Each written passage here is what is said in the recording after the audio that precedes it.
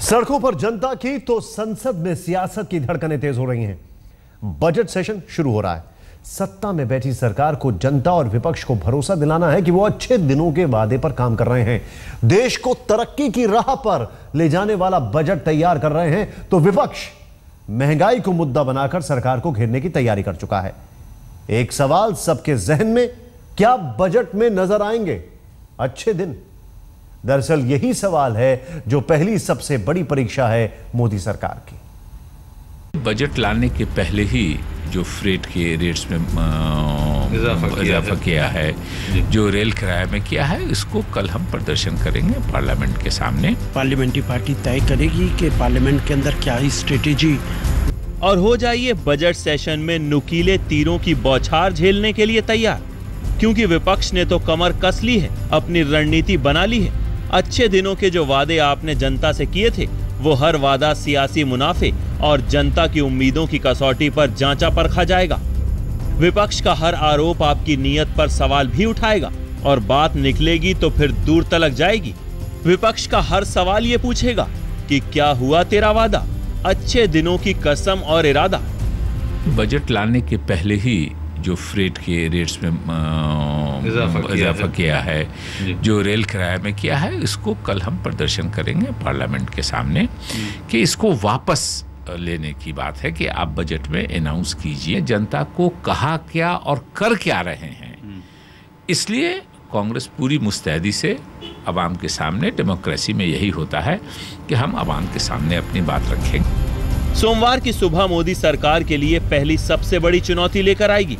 Budget सत्र शुरू हो जाएगा, लेकिन जिस तरह विपक्ष कड़े तेवर दिखाने के मूड में लग रहा है, उससे बजट सत्र मोदी सरकार के लिए किसी अग्नि परीक्षा से कम नहीं होगा। पार्टी की मीटिंग हमारी होगी, उसके अंदर पार्लियामेंट्री पार्टी तय करेगी कि पार्लियामेंट के अंदर क्या ही स्ट्रेटेजी बनानी है। कांग्रेस पार्टी हमेशा आम आदमी और देश के मुद्दे पार्लियामेंट के अंदर उठाती रही है और उठाए। ऑल पार्टी मीटिंग के बाद वैसे भी सरकार डिफेंसिव मूड में लग रही है। संसदीय मामलों के मंत्री वेंकैया नायडू भले ही कह रहे हों कि विपक्ष के साथ हर मुद्दे पर चर्चा को तैयार है, लेकिन उन्हें भी मालूम है कि विपक्ष के सवालों का जवाब देना इतना आसान भी नहीं होगा। महंगाई चरम पर है, रेल किराए बढ़ाए जा चुके हैं, जनता परेशान है। ऐसे में विपक्ष के तीर भाले की तरह चुभ सकते हैं। सरकार बजट सेशन में रेल और आम बजट को पास करवाने के साथ साथ अपने जरूरी अध्यादेश बिलों को तरजीह देने की कोशिश करेगी। इस बजट सेशन में सरकार की कोशिश होगी रेल बजट पास कराना, आम बजट पास कराना, ट्राई संशोधन बिल पर चर्चा कराना, आंध्र विभाजन वाले पोलावरम प्रोजेक्ट बिल को पास कराना। जबकि विपक्ष की रणनीति होगी महंगाई के मुद्दे पर सरकार को घेरना, पेट्रोल डीजल की कीमतें वापस लेने का दबाव बढ़ाना और नेता विपक्ष के मुद्दे पर सरकार को घेरना। विपक्ष की बिसात बिछ चुकी है, जनता की उम्मीदें मोहरे बनेंगे, दांव-पेच भी खूब चलाए जाएंगे। लेकिन इतना तय है कि अगर बजट के जरिए मोदी सरकार जनता को अच्छे दिनों की झलक दिखाने में कामयाब हो गई तो अग्नि परीक्षा से कुंदन बनकर निखरेगी। लेकिन अगर कड़वी दवाई की डोज और बढ़ी तो जनता की उम्मीदें बिखरने लगेंगी। सिद्धार्थ और रीमा पराशर के साथ अहमद अजीम, दिल्ली, आज तक।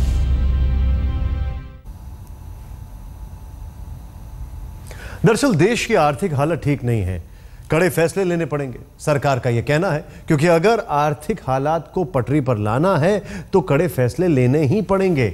लेकिन विपक्ष किसी भी रूप में सरकार को बख्शने के लिए तैयार नहीं है। ऐसा लगता है कि दो हाथ बजट सत्र में हो जाएंगे, लेकिन सरकार के मंत्री अभी भी अपने दावे पर टिके हैं। उनका दावा है कि वक्त लगेगा, लेकिन अच्छे दिन जरूर आएंगे।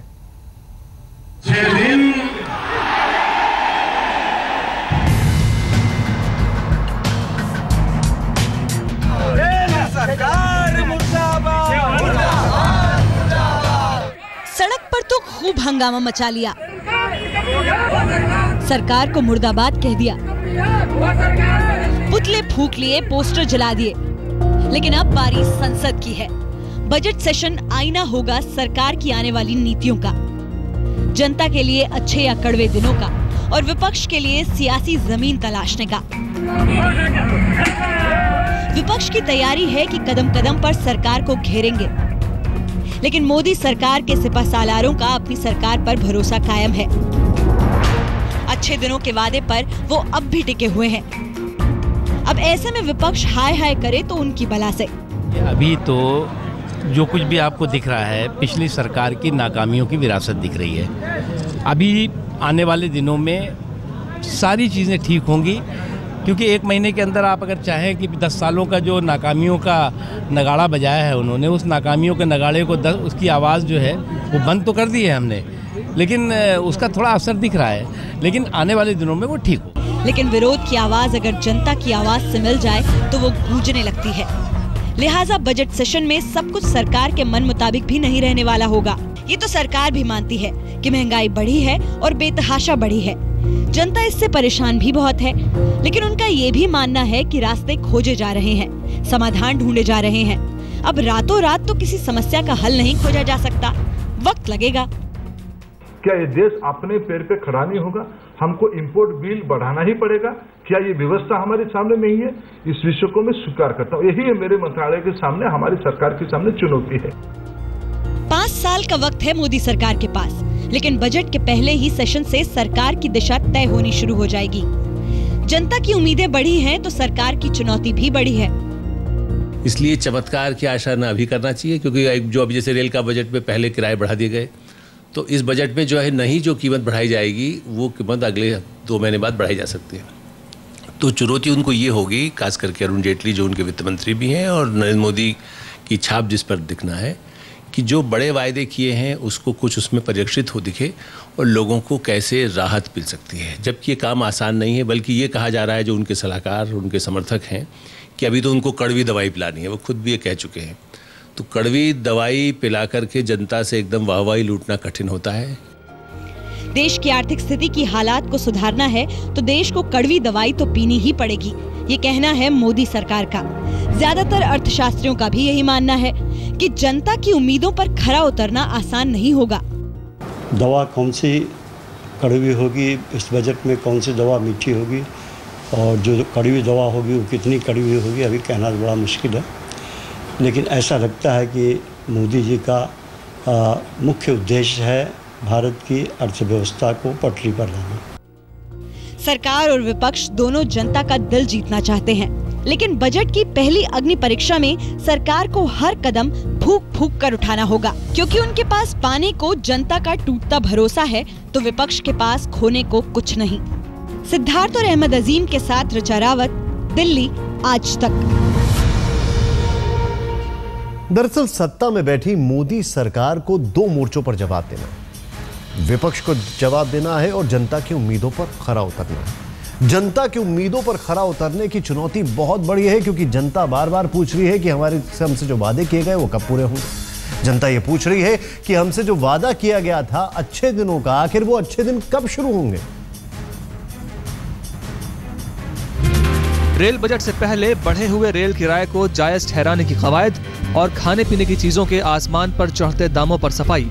मोदी सरकार के मंत्री कुछ इसी तरह बजट सेशन में नजर आ सकते हैं। हालांकि बजट सेशन से पहले ही खाने पीने की चीजों के बढ़ते दामों पर उपभोक्ता मामलों के मंत्री रामविलास पासवान का दावा है कि अच्छे दिन आएंगे और जरूर आएंगे।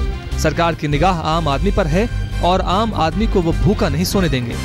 हम फिर इस दावे के साथ में कहेंगे कि इस देश में गरीबी से मरने की बात, भूख से मरने की बात तो दूर है, कोई गरीब भूखा नहीं सोएगा, इतनी गारंटी तो आपको हम दे देंगे। सरकार बढ़ती महंगाई के पीछे जमाखोरी और कालाबाजारी को सबसे बड़ी वजह मानती है।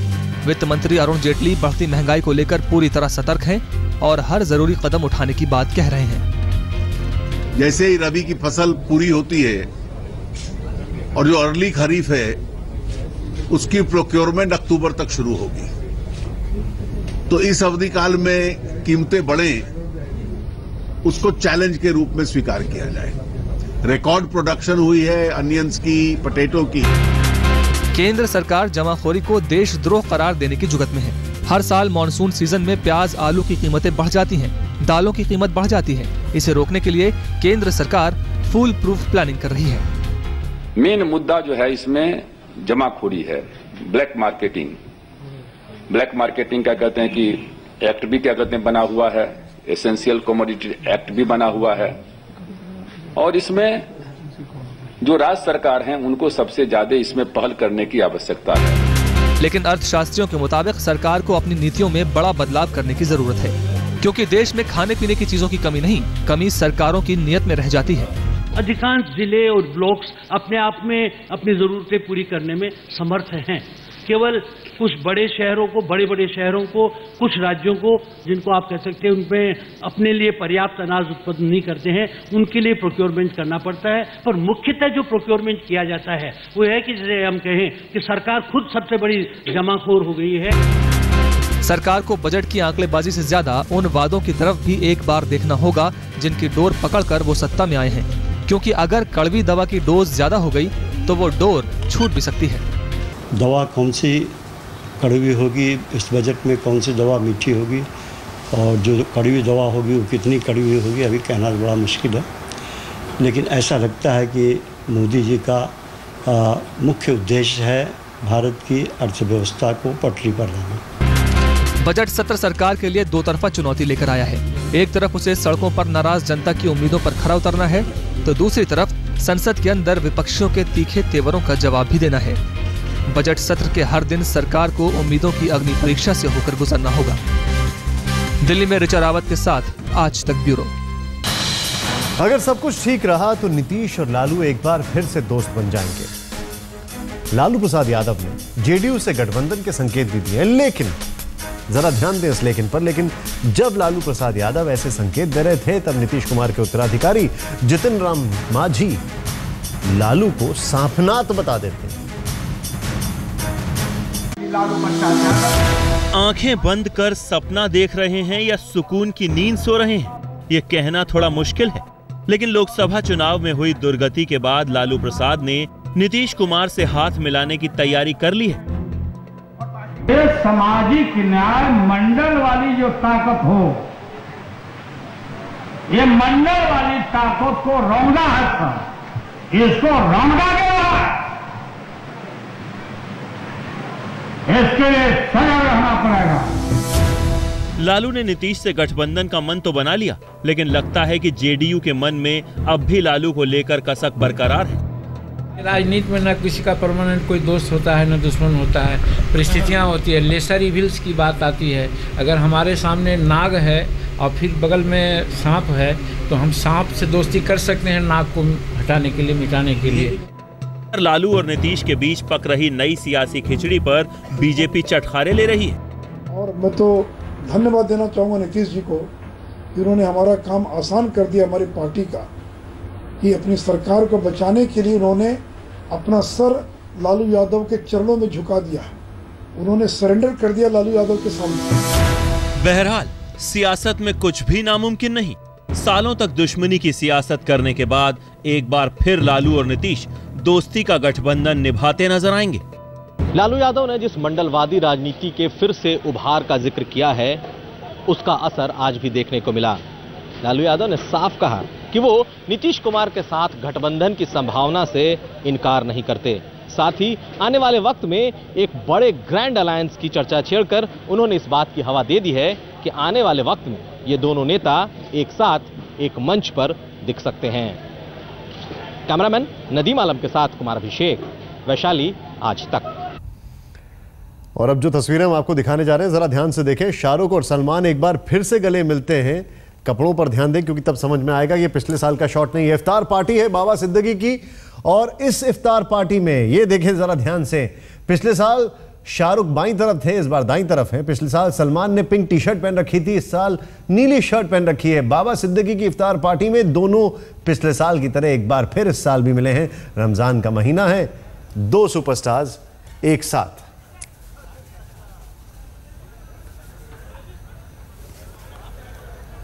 जब सलमान खान से इस बारे में पूछा गया तो क्या कहते हैं वो आइए देखते हैं। और ये काम बाबा सिद्दीकी नहीं कर सकते, बाबा सिद्दीकी नहीं होते तो क्या मौका मिलता है तो नहीं है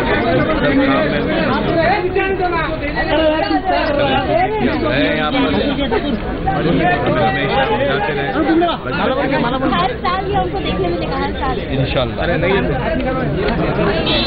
इफ्तार के दिन भी देखने मिलेंगे।